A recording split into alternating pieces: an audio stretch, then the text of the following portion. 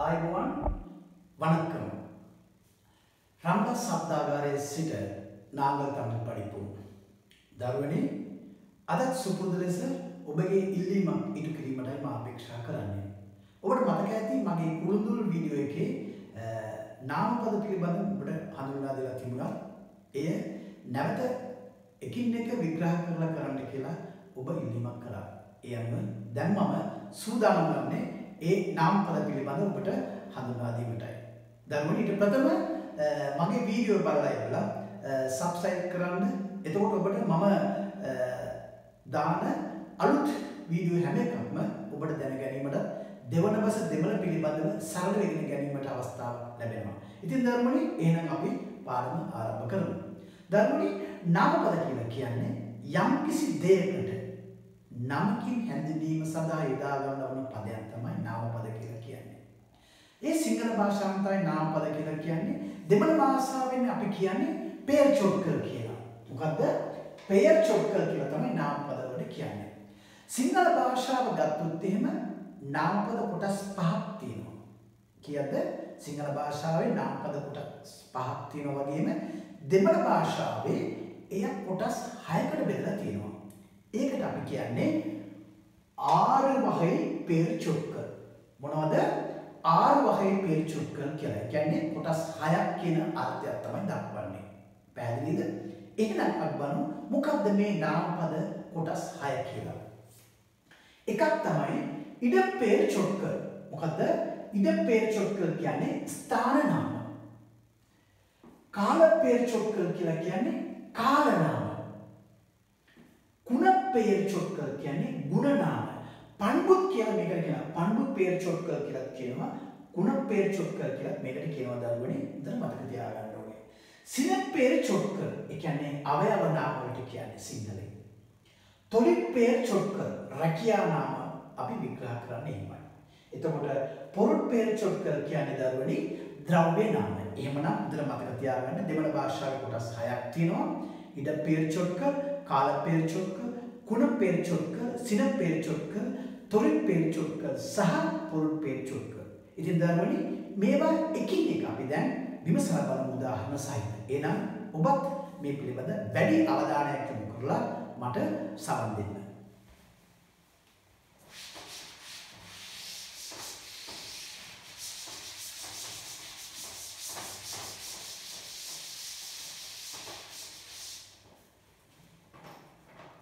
දරුවනේ බලන්න ඉස්සරහ තියෙන ඉඩපෙයර්චොක්කල්.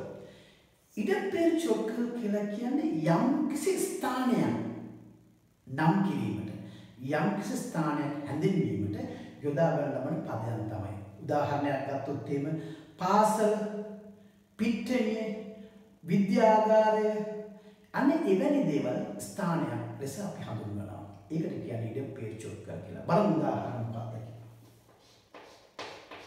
පාඩශාලේ. මොකද්ද? පාඩශාලේ. අපි කියනවා පාසල.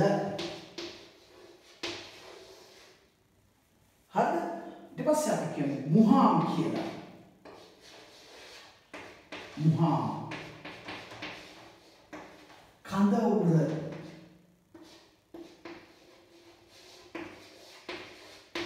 කඳවුරට කියන්නේ දරුවනේ මුහාම් කියලා. ඊළඟට බලන්න වංගි.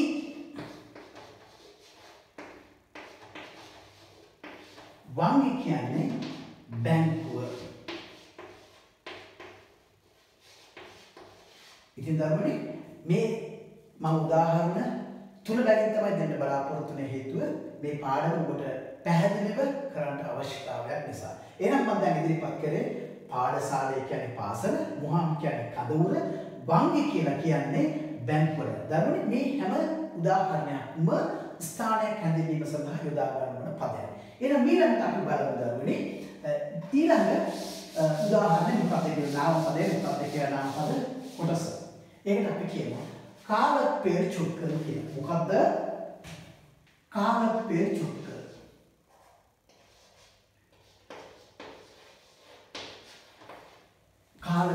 කාලනාම. දරුවනේ කාලනාම නාම කියලා අපි හඳුන්වන්නේ යම්කිසි කාලයක්. ඒ කියන්නේ අද, හෙට, සවස, අනිද්දා, ක්‍රිස්තු වර්ෂ, බුද්ධ වර්ෂ, අවුරුද්ද මෙවැනි හැම එකක්ම අපි හඳුන්වන්නේ කාල පෙරචොක්කර කියලා. මේ ඔබට ගියා නම් අපිට පුළුවන් ඒකේ තියෙන ප්‍රමාණයක් තියෙනවා. ඒ එක එක වර්ග කොටස් කරන්න පුළුවන්. නමුත් දෙවන බස දෙවන ඉගෙන ගන්න ඔබට මේ සෑහීමටපත් වෙන්න පුළුවන් මේ උදාහරණ. එහෙනම් අපි බලමු උදාහරණ ටික. නාලේ හෙට කියන අර්ථය. මාලේ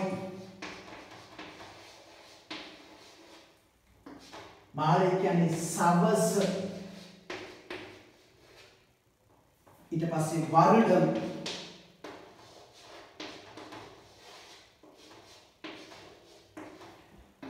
වර්ෂය. ඉතින් දරුවෝ මේ උදාහරණ දෙක බලනකොට තේරෙවි කාලයක් හැඳින්වීම සඳහා යොදා ගන්න වන පදයක් තමයි මේ උදාහරණ වලින් ඔබට අවබෝධ වෙන්නේ. එහෙනම් අපි බලමු ඊළඟ නාම පදයේ වර්ගය මොකක්ද කියලා. අපි ඊළඟට බලමු දරුවනේ කුණපේර්චොක්ක.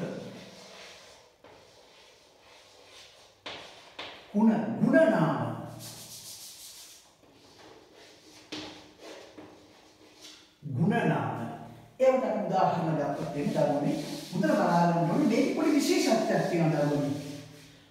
කුණපේර්චොක්ක කියලා කියන්නේ යම්කිසි හැඩය, ගුණය, වර්ණය, ප්‍රමාණය, රස මේවැනි දේවල් සංයුතියක් තමයි මේ ගුණනාම. හෙවත් කුණපේර්චොක්ක කියලා අපට හඳුන්වනවා. ඒ කියන්නේ මොකද්ද?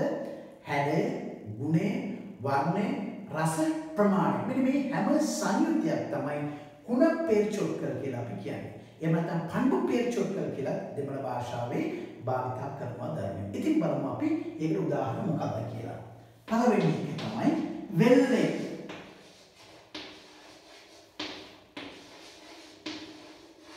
සුදු.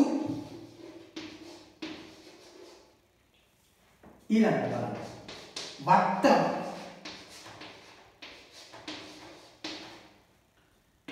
රවුම් කියන අර්ථය දරුවනි. රවුම්. තන්දරමාන.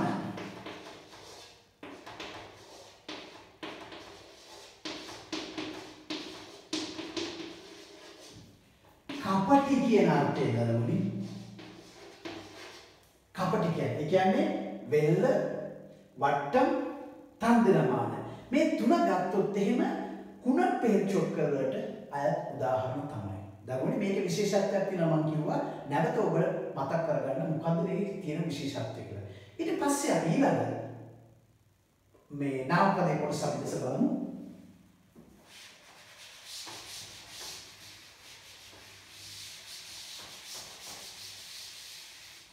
ඊළඟට අපි සිනපේර්චොක්ක මොනවද? සිනපේර්චොක්ක.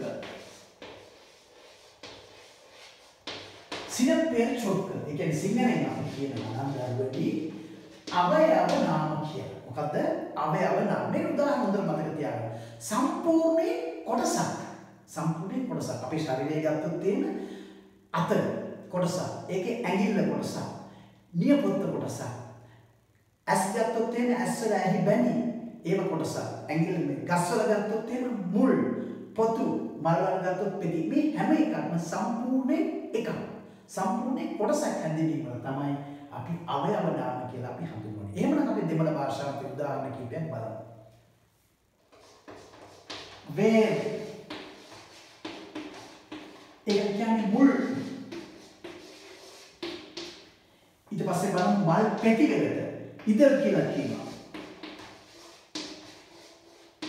මල් පෙති.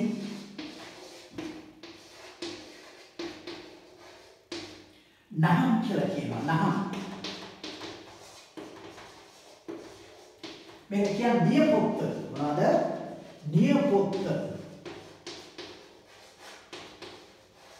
දැන් මේ උදාහරණ බලනකොට අපිට තේරෙයි අපේ ශරීරයේ ගස්වල මල්වල කොටසක් සම්පූර්ණ කොටසක් හැඳින්වීම තමයි සිනපේර්චොක්කල් ඒවත් අවයව නාම කියලා කියන්නේ. ඊළඟ නාම පදේ මොකක්ද කියලා බලමු දරුවනි. ඊළඟ නාම පදේ තමයි තොලිපේර්චොක්කල්. මොකද්ද? තොලිපේර්චොක්කල්.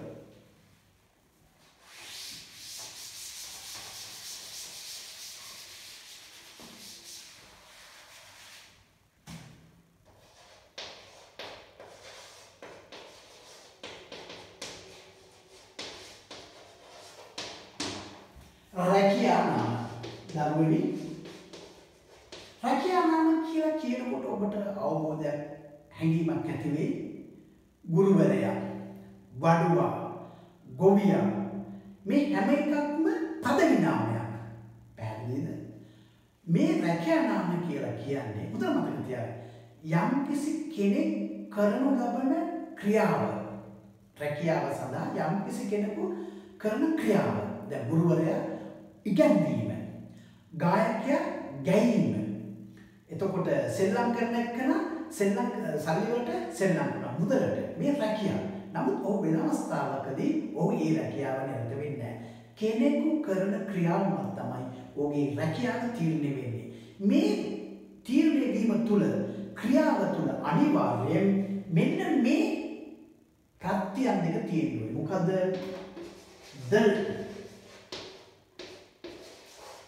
ඉත්තල්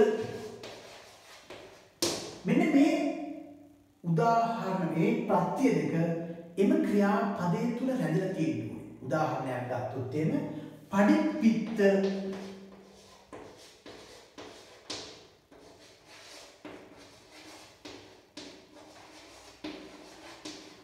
ඉගැන්වීම මොකද්ද? ඉගැන්වීම පාඩුදල්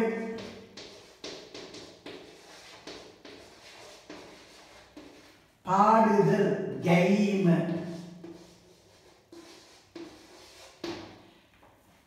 ආඩුදල්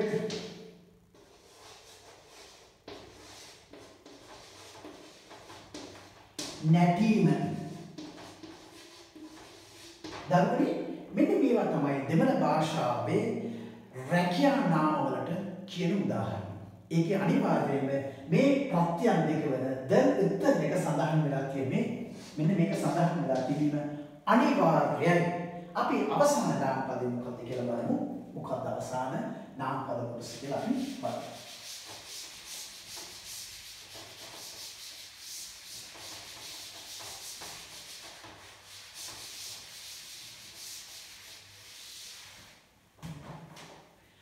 பொறுப்பேற்சொற்கள். பொறுப்பேர்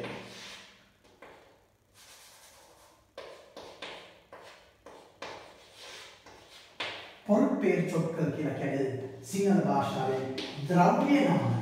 දරුවනි ද්‍රව්‍ය නාම කියලා කියනකොට ඔබට හොඳට මතක තෙවි ප්‍රාණවාචි අප්‍රාණවාචි දෙකම එකට සම්බන්ධ වෙන්න ඕනේ. ගස්වැල්, ඇලදොල, ගංගා, මනුෂ්‍යයන් මේ සියලු දෙයක් මේ එකට තියෙන එක තමයි ද්‍රව්‍ය නාම කියලා අපි හඳුන්වන්නේ. උදාහරණයක් ලෙස අපි ගත්තොත් එහෙම රවි. මේ රවි කියන්නේ නමක්. ඊට පස්සේ සිංගම්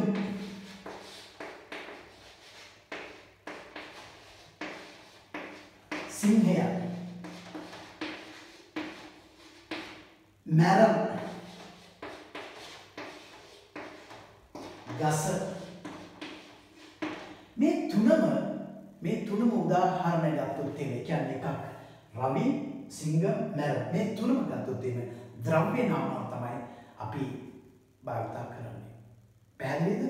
එහෙනම් දරුවනි මේකට කියන්නේ ද්‍රව්‍ය නාම කියලා. ප්‍රාණවාචි අප්‍රාණවාචි දෙක මේකට සම්බන්ධ වෙනවා. ඉතින් දරුවනි අද වැඩසටහන අවසන් කිරීමට පෙර මම ඔබගේ ඉල්ලීමක් ඉටු කරා නාම පද කියලා කියන්නේ මොකක්ද කියලා. දෙමළ භාෂාවේ 6 වගේ පේර්චොක්කල් කියලා තියෙනවා. මොකක්ද?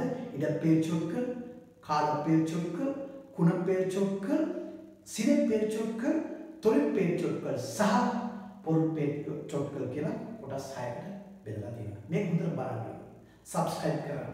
ඔබට මොනවා හරි මෙවැනි දෙයකින් සැකයක් තිබුත් කමෙන්ට් එකක් දාන්න. මම නැවත ඔබට මේව පාඩම කිරීමට බලාපොරොත්තු වෙනවා. ඉදිරියේදී මගේ වීඩියෝ බලන්න.